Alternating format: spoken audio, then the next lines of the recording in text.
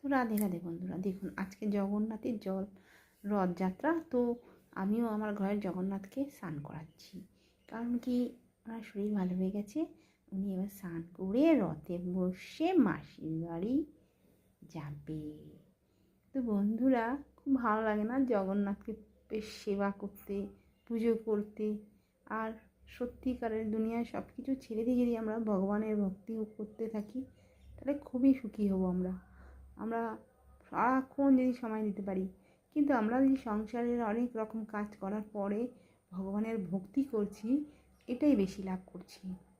আমরা শুধু যদি ভগবানের ভক্ত করতাম আর সংসার ধর্ম করতাম না, তাহলে কী অবস্থা হতো বলুন।